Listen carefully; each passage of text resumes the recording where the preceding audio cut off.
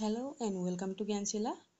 লৈছোঁ আকৌ আহিবলগীয়া চতুৰ্থ বৰ্গৰ পৰীক্ষাৰ কাৰণে জ্ঞানৰ ওপৰত কিছুমান গুৰুত্বপূৰ্ণ প্ৰশ্ন উত্তৰ যিখিনি পৰীক্ষাৰ কাৰণে বহুত বেছি গুৰুত্বপূৰ্ণ হয়, ঠিক আছে। আৰু ভিডিঅ'বিলাক আপোনালোকে সম্পূৰ্ণকৈ চাওক, কিমানটা শুদ্ধ হয় কমেণ্ট ছেকশ্যনত কমেণ্ট কৰিবলৈ নাপাহৰিব, অ'কে। আৰু লগতে আমাৰ চেনেলটো যদিহে আপোনালোকে ছাবস্ক্ৰাইব নাই কৰা তেতিয়াহ'লে ছাবস্ক্ৰাইব কৰি থওক, যাতে এনেকুৱা ভিডিঅ'ৰ আপডেটসমূহ আগলৈও সময়মতে পাই থাকে। চ' আৰম্ভ কৰিছোঁ। প্ৰথম প্ৰশ্নটোত আছে, ভাৰতৰ আটাইতকৈ ডাঙৰ ৰাষ্ট্ৰীয় উদ্যান কোনখন? ইয়াতে আছে কাজিৰঙা, হেমিছ, জিম কৰবেট, গিৰ। কি হ'ব শুদ্ধ উত্তৰ? সকলোতকৈ ডাঙৰ যিখন ৰাষ্ট্ৰীয় উদ্যান আমাৰ ভাৰতৰ সেইখন হয় option B, Hemis national park, Hemis ৰাষ্ট্ৰীয় উদ্যান, ঠিক আছে। ক'ত আছে এইখন? এইখন আছে লাডাখত আছে। কাজিৰঙাখন হৈছে আমাৰ অসমৰ সকলোতকৈ ডাঙৰ। জিম কৰবেট ক'ত আছে? উত্তৰাখণ্ডত আছে। সকলোতকৈ পুৰণি ৰাষ্ট্ৰীয় উদ্যান হয় জিম কৰবেট, উত্তৰাখণ্ডত আছে। আৰু গিৰ ক'ত আছে? গিৰ আছে গুজৰাটত, ঠিক আছে। মনত থাকিব, গোটেইকেইখন ইম্পৰ্টেণ্ট হয়। নেক্সট কুৱেশ্যনটোত আছে, ফ্লেমিংগো উৎসৱ ভাৰতৰ কোনখন ৰাজ্যত পালন কৰা হয়? ফ্লেমিংগো ফেষ্টিভেল ক'ত পালন কৰা হয়? নাগালেণ্ড, মণিপুৰ, অন্ধ্ৰপ্ৰদেশ, উত্তৰ প্ৰদেশ। কি হ'ব শুদ্ধ উত্তৰ? হ'ব অপশ্যন চি, অন্ধ্ৰপ্ৰদেশত পালন কৰা হয় ফ্লেমিংগো উৎসৱ। তাৰপিছৰ প্ৰশ্নটোত আছে, ভাৰতত সেউজ বিপ্লৱৰ জনক হিচাপে পৰিচিত ব্যক্তিগৰাকী কোন? ফাদাৰ অফ গ্ৰীণ ৰিভলিউশ্যন যিটো ইংৰাজীত কোৱা হয়। এটা আছে কৈলাশ ত্ৰিপাঠী, এম এছ স্বামীনাথন, অমৰ্ত্য সেন, মেধা পাটেকাৰ। কি হ'ব শুদ্ধ উত্তৰ? হ'ব option B, M S Swaminathan. তাৰপিছৰ প্ৰশ্নটোত আছে, হাৱা মহলত মুঠ কিমানখন খিৰিকী আছে? এইটো যিটো হাৱা মহলটো আছে, পিকচাৰত যিটো দেখুওৱা আছে, ইয়াত মুঠ খিৰিকী কিমানখন আছে? ইয়াতে আছে 223, 455, 777, 953। শুদ্ধ উত্তৰ হ'ব অপশ্যন ডি, মুঠ 953 উইণ্ডোজ আছে, খিৰিকী ইয়াতে আছে, অ'কে। তাৰপিছত আছে, ভাৰতৰ কোনখন ঠাইত সবাতোকৈ কম বৰষুণ হয়? সকলোতকৈ কমকৈ বৰষুণ হোৱা ঠাইখন ভাৰতৰ কোনখন? জয়ছলমাৰ, যোধপুৰ, উদয়পুৰ, কাৰ্গিল। কি হ'ব শুদ্ধ উত্তৰ? হয় অপশ্যন এ, জয়ছলমাৰ। ক'ত আছে এইখন? ৰাজস্থানত আছে এই ঠাইখন, ঠিক আছে। নেক্সট কুৱেশ্যন, কথাকলি নৃত্য কোনখন ৰাজ্যৰ লগত জড়িত? কথাকলি যিটো আমাৰ শাস্ত্ৰীয় নৃত্য এটা হয়, ক্লাছিকেল ডান্স ফৰ্ম হয়, এইটো কোনখন ৰাজ্যৰ হয়? আৰু এইটো হৈছে অপশ্যন ডি, কেৰেলাৰ হয় কথাকলি, অ'কে। তাৰ পিছৰ প্ৰশ্নটোত আছে, বংগ বিভাজনৰ সময়ত ভাৰতৰ ভাইচৰয় কোন আছিলে? বংগ বিভাজন মিনছ পাৰ্টিশ্যন অফ বেংগল কিমান চনত হৈছিলে? সেইটো হৈছিলে 1905 চনত, 1905ত হৈছিলে পাৰ্টিশ্যন অফ বেংগল। তেতিয়া আমাৰ ভাৰতৰ ভাইচৰয় আছিলে কোন? ইয়াতে আছে লৰ্ড কেনিং নহয়, লৰ্ড ৰিপন, এইটো নহয়, লৰ্ড কৰ্ণৱালিছ নহয়। শুদ্ধ উত্তৰ হ'ব অপশ্যন ডি, লৰ্ড কাৰ্জন আছিলে। লৰ্ড কাৰ্জন আছিলে বংগ বিভাজনৰ সময়ত আমাৰ ভাৰতৰ ভাইচৰয়, ঠিক আছে, অ'কে। ৰঘুদেৱ কাৰ পুত্ৰ আছিল? ৰঘুদেৱ পুত্ৰ আছিলে কাৰ? লাচিত, চিলাৰায়, নৰনাৰায়ণ, ৰুদ্ৰসিংহ। কি হ'ব শুদ্ধ উত্তৰ? হ'ব অপশ্যন বি, চিলাৰায়ৰ পুত্ৰ আছিলে ৰঘুদেৱ। নৰনাৰায়ণৰ অৰিজিনেল নামটো যদি সোধে তেতিয়া কি হ'ব? সেইটো পৰীক্ষাত সুধিব পাৰে, সেইটো হৈছে মল্লদেৱ, ঠিক আছে। তো ৰুদ্ৰসিংহৰ অৱদানটো আমাৰ আহোম সাম্ৰাজ্যত আমি জানো, তেখেতে বনাইছিলে কি? জয়সাগৰ পুখুৰী,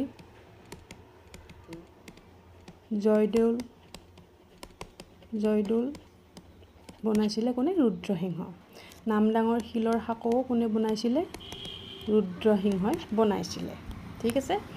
নেক্সট কুৱেশ্যনলৈ যোৱাৰ আগত আমাৰ PDF দুটাৰ কথা আকৌ এবাৰ কৈ দিছোঁ। এইটো হৈছে আছামিজ মিডিয়াম PDF ₹66। অসমীয়া মাধ্যমত সম্পূৰ্ণ কুৱেশ্যন আনচাৰ ইয়াতে দিয়া আছে, জিকেৰ ওপৰত। গ্ৰেড 4ৰ কাৰণে বনোৱা হৈছে এই PDFটো। তো যদি ল'ব বিচাৰে ল'ব পাৰিব। আৰু আনটো হৈছে ₹75, এইটো ইংলিছ মিডিয়াম হয়, ঠিক আছে। জিকে ছ'চিয়েল ষ্টাডিজ মক টেষ্ট টাইপ বনোৱা হৈছে, এইটো ইংলিছ মিডিয়ামৰ হয়। তো যদি আপোনালোকে ল'ব বিচাৰে PDF কেইটা, তেতিয়াহ'লে এই হোৱাটছএপ নাম্বাৰটো মই দি দিছোঁ, এই নাম্বাৰটোত কণ্টেক্ট কৰিলে আপোনালোকে PDFসমূহ ক্ৰয় কৰিব পাৰিব। বহুত বেছি ইম্পৰ্টেণ্ট কুৱেশ্যন ইয়াতে দিয়া আছে। তাৰপিছত নেক্সট কুৱেশ্যন, লাচিত বৰফুকনৰ মৃত্যু কেতিয়া হৈছিলে? লাচিতৰ মৃত্যু চনটো সুধিছে। তো ইয়াতে আছে 24 নৱেম্বৰ 1622, 24 ডিচেম্বৰ 1635, 12 জানুৱাৰী 1672, 25 এপ্ৰিল 1672। তো লাচিত আছিলে কোন? আমাৰ শৰাইঘাটৰ যুদ্ধৰ মুখ্য নেতৃত্ব দিয়া ব্যক্তিগৰাকী আছিল লাচিত। তো শৰাইঘাটৰ যুদ্ধ কেতিয়া হৈছিলে? 1671 শৰাইঘাটৰ যুদ্ধ হৈছিলে।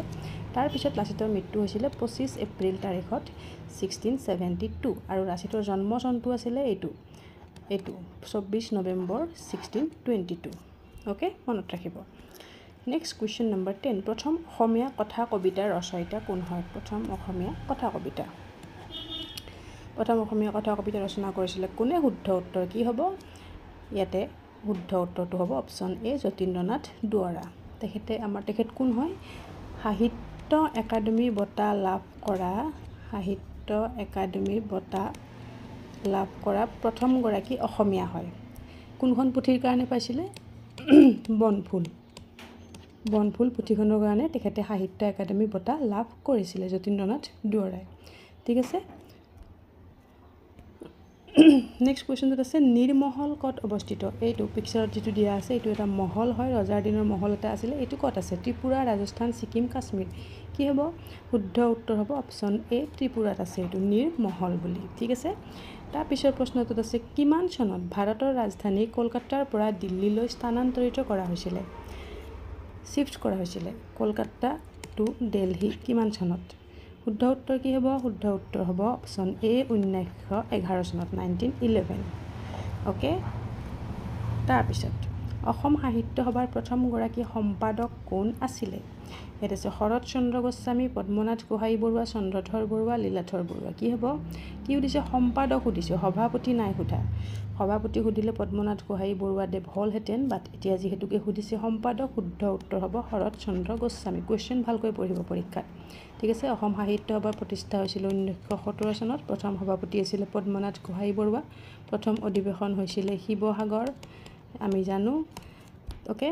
আৰু অসম সাহিত্য সভাৰ দ্বিতীয়গৰাকী সভাপতি আছিলে চন্দ্ৰধৰ বৰুৱা। আৰু লগত কোন আছিল?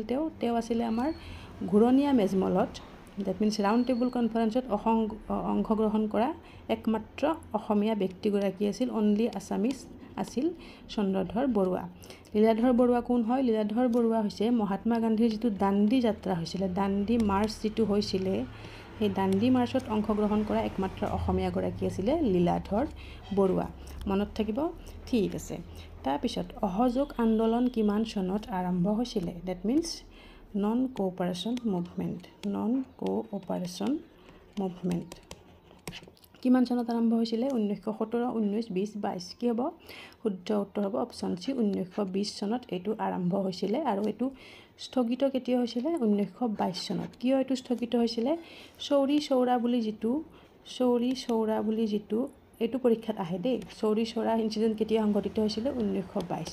যিটো ঘটনা হৈছিলে, এই ঘটনাটোৰ পিছত মহাত্মা গান্ধীয়ে এইটো উইড্ৰ কৰি লৈছিলে 1922 চনত। 1917 চনত মহাত্মা গান্ধীৰ প্ৰথমটো সত্যাগ্ৰহ ভাৰতত হৈছিলে, যিটোৰ নাম হয় চম্পাৰণ সত্যাগ্ৰহ। 1919 চনত জালিয়াৱালা বাগ হৈছিলে। ৰৌলাট এক্ট আহিছিলে 1919 চনত। গোটেইকেইটা চন ইম্পৰ্টেণ্ট হয়, মনত ৰাখিব। ঠিক আছে। নেক্সট কুৱেশ্যন নম্বৰ 15, বন্দকী চন্দ্ৰৰে প্ৰখ্যাত গীতটোৰ ৰচক কোন হয়? কোনে লিখিছিলে এইটো বন্দকী চন্দ্ৰৰে? তো গীতটো নিশ্চয় শুনিছে। এইটো লিখিছিলে কোনে? ইয়াতে আছে কমলা প্ৰসাদ আগৰৱালা, লক্ষ্মীনাথ বেজবৰুৱা, অম্বিকাগিৰি ৰায়চৌধুৰী, নৱকান্ত বৰুৱা। কি হ'ব? শুদ্ধ উত্তৰ হ'ব option C, Ambikagiri Raichoudhury. Okay. তেখেতক কি বুলি কোৱা হয়? অসম কেশৰী বুলি তেখেতক কোৱা হয়, অসম কেশৰী। অ'কে। কমলা প্ৰসাদ আগৰৱালা কোন হয়? আমাৰ যিটো অ' মোৰ আপোনাৰ দেশ যিটো গীতটো আছে, অ' মোৰ আপোনাৰ দেশ যিটো গীতটো আছে, সেই গীতটোৰ সুৰ দিছিলে কমলা প্ৰসাদ আগৰৱালাই। সুৰ দিছিলে। অ'কে। লিখিছিলেতো লক্ষ্মীনাথ বেজবৰুৱা, আমি জানো। সুৰ দিছিলে কমলা প্ৰসাদ আগৰৱালা। নৱকান্ত বৰুৱাৰ ছদ্ম নামটো কি হয়? পৰীক্ষাত সোধে কেতিয়াবা। এসুত ককাইদেউ। এইবিলাক ইম্পৰ্টেণ্ট হয়, পৰীক্ষাত আহিব। ঠিক আছে। অ'কে। তো আজিৰ ভিডিঅ'টোৰ কাৰণে 15টা প্ৰশ্ন উত্তৰ হয় এইখিনি। কিমানটা শুদ্ধ হ'ল আপোনালোকৰ কমেণ্ট ছেকশ্যনত কমেণ্ট কৰিব, আৰু ভিডিঅ' কেনে পালে আমাক জনাবলৈ নাপাহৰিব। ঠিক আছে। আৰু যদিহে চেনেলটো ছাবস্ক্ৰাইব নাই কৰা, ছাবস্ক্ৰাইব কৰি থওক। নেক্সট এনেকুৱা ভিডিঅ'সমূহ আপোনালোকে আপডেটসমূহ সময়মতে পাই থাকিব। Okay. So' till then keep learning, keep sharing. Thank U.